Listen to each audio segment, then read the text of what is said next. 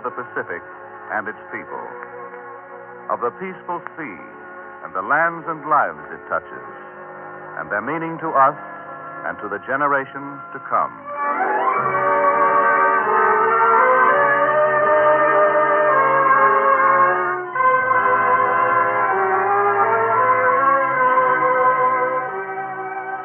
The Pacific Story, presented by the National Broadcasting Company as a public service and dedicated to a fuller understanding of the vast Pacific Basin.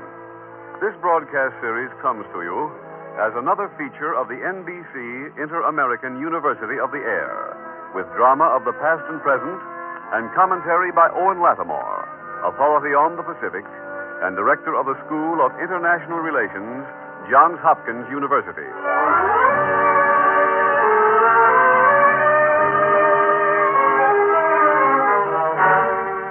The Manchurian Incident and its sequel.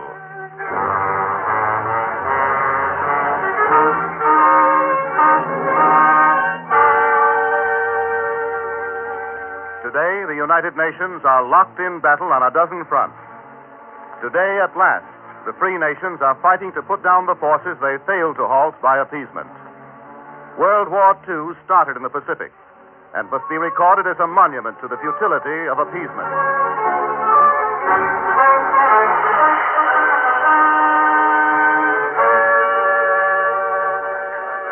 This is going to be a historical day for the League of Nations. Yeah, probably be a turning point. There's Yoshizawa, the Japanese delegate. Yeah, sliding into his chair as if there's nothing on his mind. He's not going to do any talking out of turn. Not that guy. The only thing he's said since Japan attacked Manchuria 3 days ago is that there's a disturbance over there. Disturbance. Uh-oh, there comes Dr. Alfred Z., the Chinese delegate. Yes, what gets me is how serene these fellows are. Japan's at China's throat on the other side of the world, and here at Geneva, the two delegates are just as composed as if... Dr. Z is going to make a formal appeal for China. Kind of tough, I see. The very day he takes his seat in the council here, the news breaks about the outbreak in Manchuria. Well, he knows how to take care of himself. Look at him. Sits there just as calmly. Uh-oh. The chairman's calling the council to order.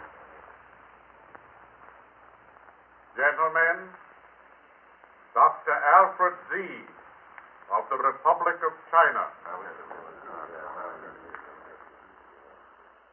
The Council of the League of Nations has been informed of the crisis which has existed in Manchuria since September 18th, 1931.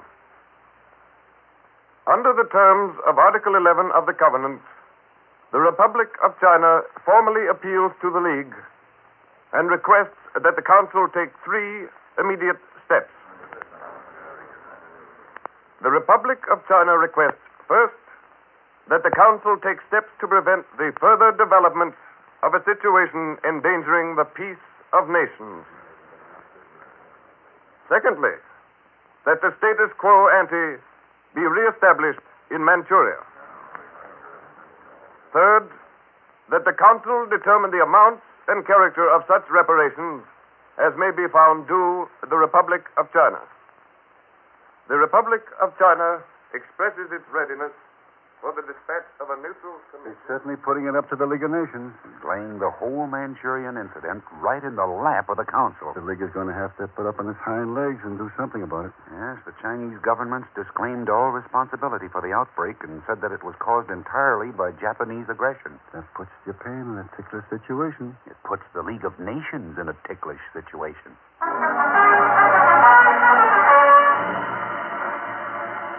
Smoldering in this Far Eastern controversy of 1931 was the Holocaust, which was to engulf the world. Potentially, it touched the lives of 500 million people. The League of Nations was being put to the test, and the world looked on. September 19th, the League of Nations has requested Japan to withdraw her troops from Manchuria before September 22nd. September 26th. The Japanese have not withdrawn from Manchuria. Japan has asked that the League intervene and arbitrate. October 10th. The Japanese have not withdrawn. The League Secretariat has expressed itself as being profoundly alarmed. October 23rd. The League has passed a resolution by a vote of 13 to 1 demanding that Japan withdraw her troops from Manchuria by November 16th. The one dissenting vote was that of Japan. October 24th. Japan has rejected the demand of the League to withdraw her troops, has presented the terms on which she will negotiate, and hinted that unless these terms are accepted, she will withdraw from the League.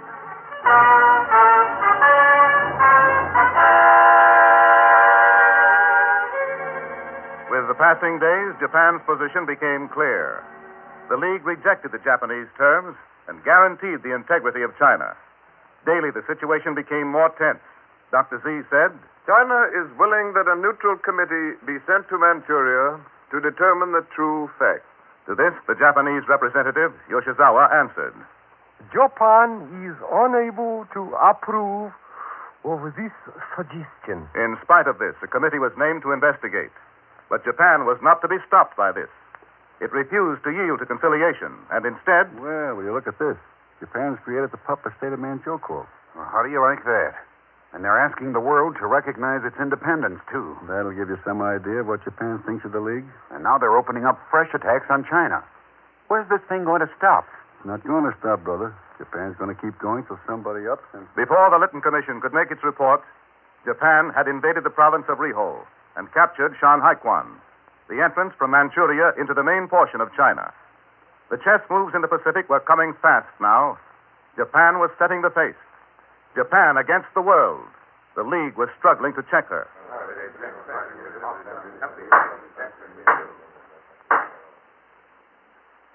By vote, the Council of the League of Nations approves the report of the Lytton Commission and adopts the Stimson formula of non-recognition of the state of Manchukuo.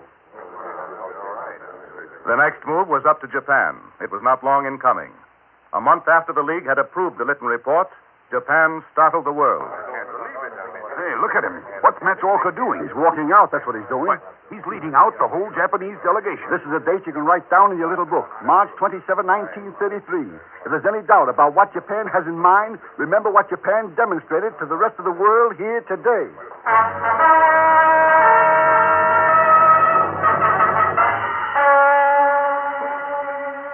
1933, a year to remember. For this year, when Japan defied and mortally wounded the League by walking out, this year Hitler ascended to power. Hitler at once withdrew Germany from the disarmament conference and began rearming. The opening moves in the chess game of World War II were being made. Next year, Japan quit the Washington Treaty for the limitation of naval armament. The war clouds were gathering, but the tide of appeasement was running high.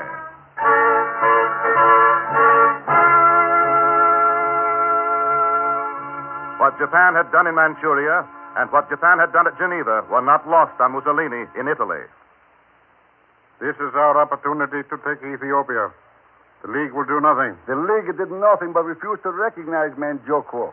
The League is dead for Renacci. I've been a soldier all of my days, Ducci. That is why I talk to you, General de Bono. General de Bono, do you contemplate opposition from Britain or France? Yes. Britain will always oppose whatever threatens British interests. But if British rights are respected, the government will risk no friction with us. Let me point out, Ducci and Farinacci, that Britain controls the Suez and Aden. For the security of her empire, Britain cannot permit Italian control of Ethiopia. General de Bono, the British public, like the peoples in all democracies, are stupid and cowardly. They are committed to peace at any price. You have only to look at what happened in Manchuria, General.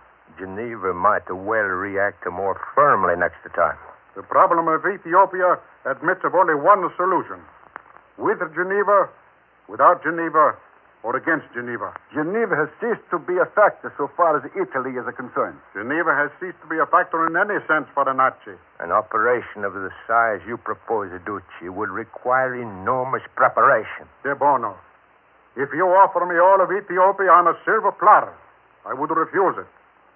I have resolved to take Ethiopia by force. Whoever opposes Italia will be met by the armed hostility of our nation. For 2 years, preparations were made for the attack on Ethiopia. Then, according to plan, a boundary dispute broke out. The League sent a commission to the scene, but Mussolini rejected its verdict. And on October 3rd, 1935...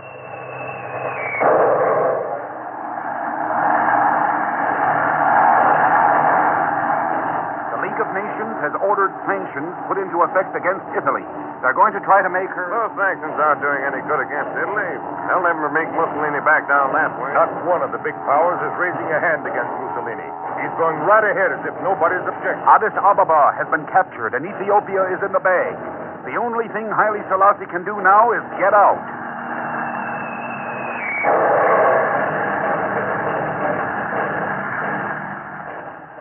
Haile Selassie fled to London, and there, helpless, protested. The Western democracies took no stand against Italy. And more than that, the Western democracies refused all arms to Ethiopia. Is that real neutrality? Is that just?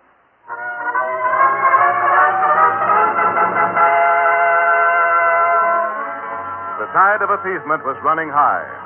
In 1935, Italy seized Ethiopia. In 1936, the Spanish fascists revolted against the Republic of Spain. The wave of appeasement that had started in the Far East had spread throughout the world. But now, in 1937, the policy of appeasement was to meet its first widespread resistance.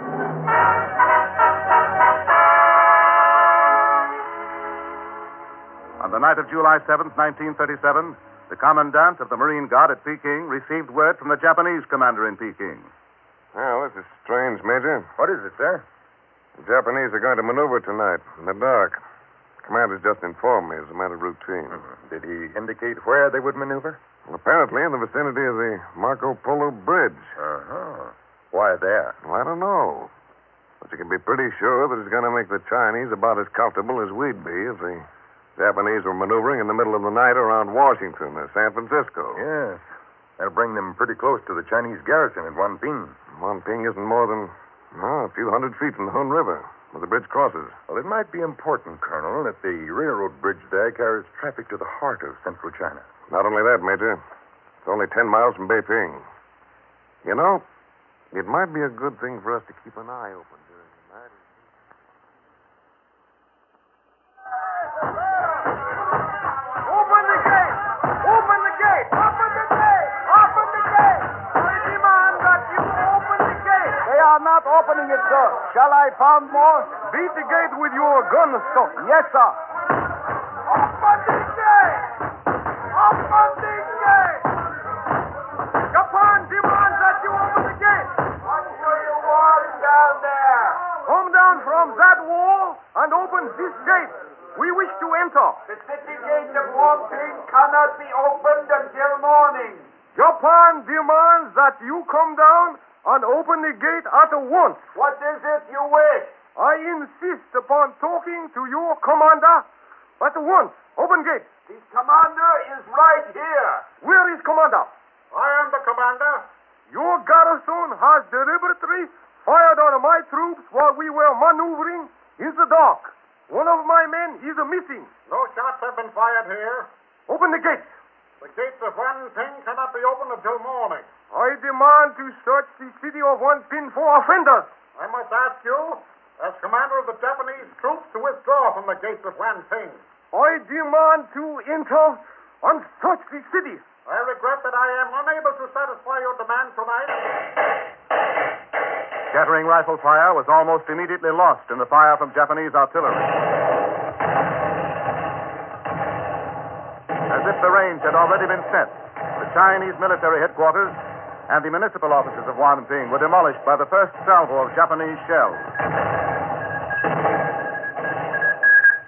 Fighting has broken out between the Chinese and the Japanese at the Marco Polo Bridge just outside of Beiping. The Chinese are greatly outnumbered but are making a valiant stand. The Japanese are bringing up full wartime divisions and squadrons of warplanes. The Chinese casualties are appalling, including hundreds of students. Even if China were willing to consider the outbreak a local incident, Japan was not. The Japanese seized Beiping and set out to conquer all China. And throughout the land, the Chinese rose to resist them. Chiang Kai-shek and his highest commanders are in emergency sessions in the mountains at Kuling. Students are holding mass meetings all over the country. We've got to send support to the 29th Route Army at Beiping. General Sun Chen-Yuan must get reinforcements or he's lost. Generalissimo Chiang Kai-shek has broken his silence. He has called upon all China to fight. He says that China must fight to the utmost or perish forever.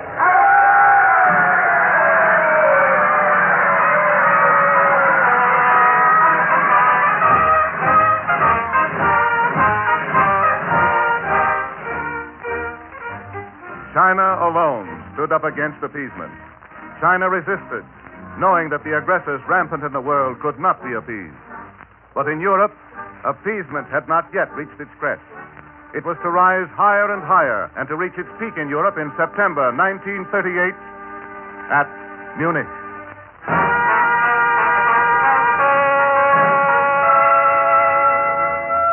Millions cheered that they had won peace in our time. But 5 days later, Winston Churchill said, We have suffered a total and unmitigated defeat. Do not suppose this is the end. This is only the beginning of the reckoning.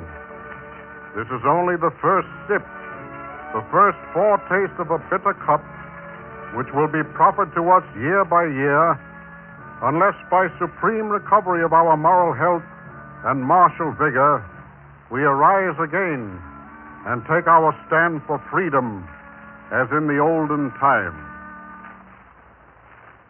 Less than a year later, Germany invaded Poland. But still, the wave of appeasement was rising in the United States. All right. So I'm just the man on the street. There's over 100 million guys like me in the United States, isn't there? Oh, don't be foolish. What do you mean, foolish? We're supposed to be sympathizing with China, aren't we? That's not our war over there. Look, if we had an embargo on scrap iron and oil... Don't let your sympathies run away with you. Do you know what an embargo would mean? It mean war with Japan. Well, it'll mean war later on if we keep on shipping them war materials. And what we want to do is keep out. Japan's short of war materials. That's why she's buying them from us. And if she's short on them, then what have we got to be afraid of? What you're overlooking is that war between China and Japan is just as natural as it is for you to breathe. It's none of our business. Well, it'll be our business. If we keep on selling oil and metal and machinery to Japan, one of these days Japan's going to be so strong that we'll have her on our neck just as sure as she's on China's today. The sympathy of the vast majority was with China. But Japan's militarists had risen to power. The United States condemned Japan for its lawlessness and inhumanity, but appeased its militarists by continuing to sell them war materials, while China was able to buy very little.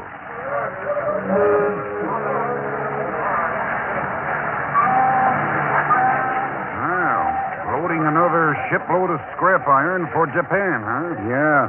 And it looks like we're sending more this year than last. Yeah. Look at that. Tons of old boilers, car wheels, stoves, automobiles, everything. Remember what a swell time you had in your car, say, back in 1929 before the Depression? Yeah. Sunday drives, picnics. The scraps in that car of yours has probably bumped off some Chinese mother and her kids by this time. Well, the people who are selling this scrap know this, certainly. Sure they know it. Do you know that last year, 1937, Japan bought nearly 1,900,000 tons of scrap from yards in the U.S.? From us? Yes, from us. And looks as if this year they're buying even more. We can't pick on ammunition makers anymore after this. At least they've sold to both sides. They're not interested in the nationality of the corp. But we're selling to Japan and holding back on the shipments to China. The sentiment for an embargo grew through 1937, 1938, and 1939. And at last, in October 1940, the ban on scrap iron was passed. But I thought there was a ban on sending scrap to Japan. This is scrap. This is streetcar rails pulled up from the streets of Seattle. Well, it looks like scrap to me. The law says scrap is pieces of metal less than 6 feet long. These rails have been cut into 7-foot lengths. Well, for the... Oh, don't let this get you. This is just peanuts. We can't sell scrap to Japan, so we sell iron and steel in other forms. Iron and steel bars, plates, forging. Last year, 1940... we sold Japan 47 million pounds of iron and steel bars. This year, we're going to sell it 227 million pounds. And we're going to keep on selling it to her as long as... This was 1941, only a few months before Pearl Harbor. The Japanese listened with interest to the discussions in the United States, and a Japanese spokesman said, We Japanese have no fear of any change in America's foreign policy. For Americans have no real morality, only pious phrases. What Americans have means so much more to them than what they are, that they will continue to sell to Japan whatever Japan has the money to pay for, regardless of what Japan does with it after she gets it. China was still fighting Japan, still bleeding and suffering alone. The tide of appeasement had reached its crest. Behind it, marked by the ruthless policy of Japan, Germany, and Italy, lay a path of blackened destruction. Manchuria, 1931. Ethiopia, 1935. Spain, 1936.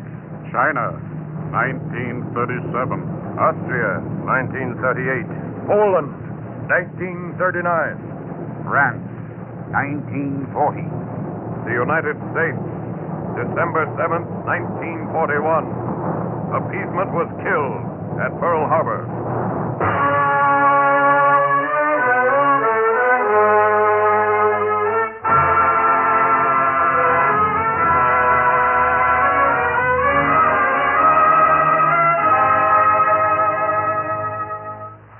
A fateful decade, 1931 to 1941. 10 years of appeasement of aggressors who, time and again, could have been halted at a lesser price than all the world has to pay for the folly of World War II. These are the documentary facts, and here to tell their underlying meaning is Owen Lattimore, authority on the Pacific and director of the School of International Relations, Johns Hopkins University. Mr. Lattimore.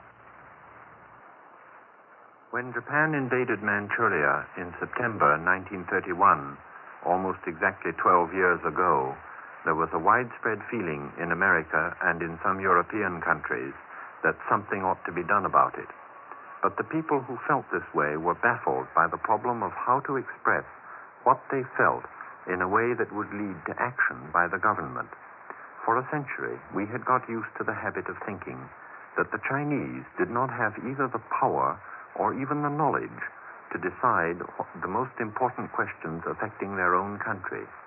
Our attitude was that the really important things which happened in China were the things that got done to China by the big and powerful countries. Out of this way of thinking grew the assumption that it would be an expensive philanthropy to risk a war in attempting to save China from Japan.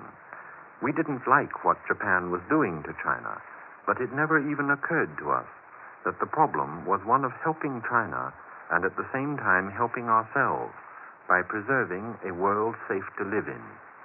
We were misled by our habit of going at the whole business as if it were a question of taking big risks for China without any particular benefit to ourselves. The Chinese did not see it this way.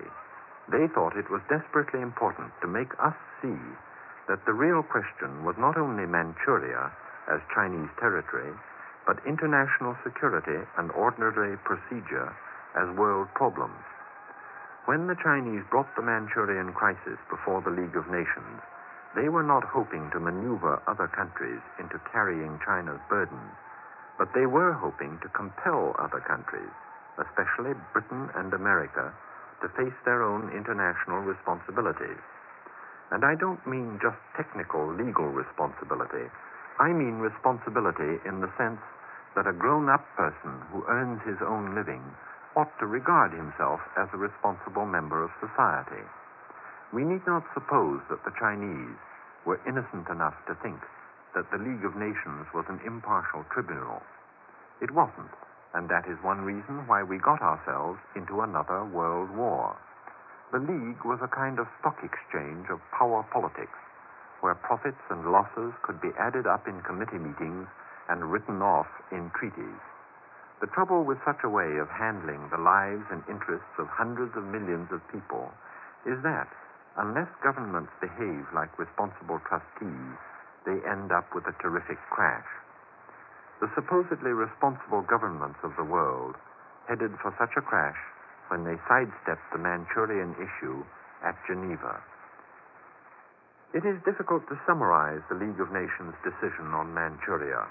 It sent the Lytton Commission out to see what had happened, a politely blind way of acting as if something had happened that was not already obvious to everybody.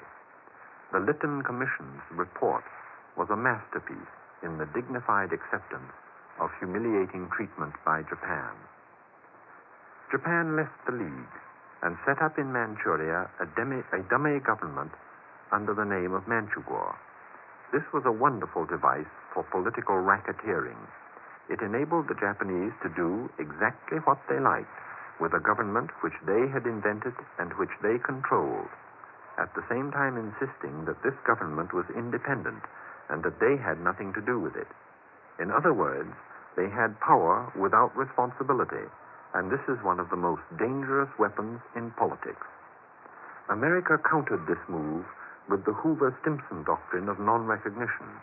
This was the best America could do in a situation in which America could get no other country to make a joint stand and did not want to make a stand alone.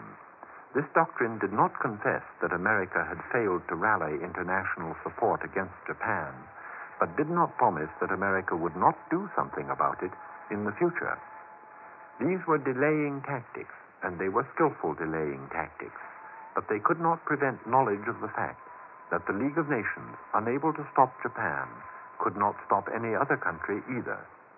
Hitler seized power in Germany. Mussolini crushed Ethiopia with bombs and poison gas. Hitler and Mussolini together, with open cynicism, set up fascism in Spain. Czechoslovakia was betrayed in a way that will be forever a shame to Western civilization. And the wheel turned full circle, and Japan again went to war on China in 1937. Let us never again forget this lesson in the importance of Asia.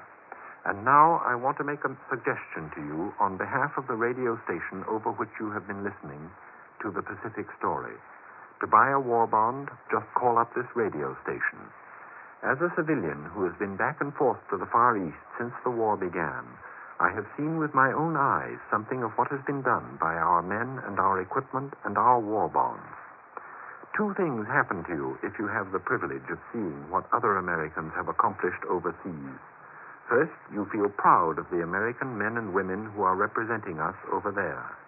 Second, you feel pride in every war bond you can buy because it helps them with the job they are doing.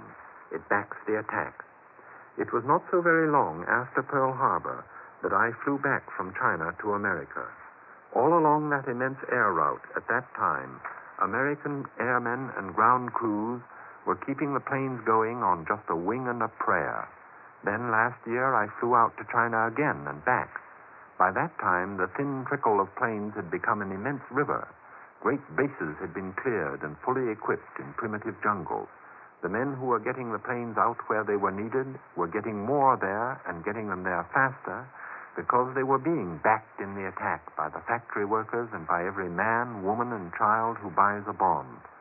The way to bring victory quicker, to save lives, and to help our fighting allies in all the United Nations is to back the attack by buying bonds. You can start by calling up this radio station right now. Thank you, Mr. Lattimore.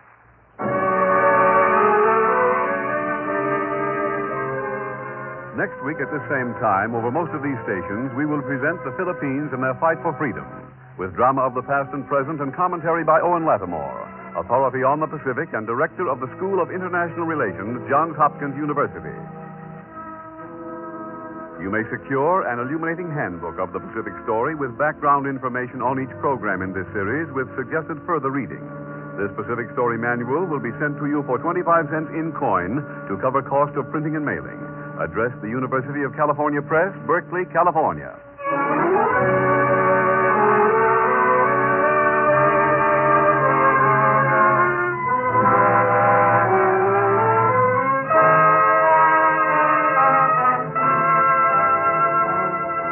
The Pacific Story is written and directed by Arnold Marquis.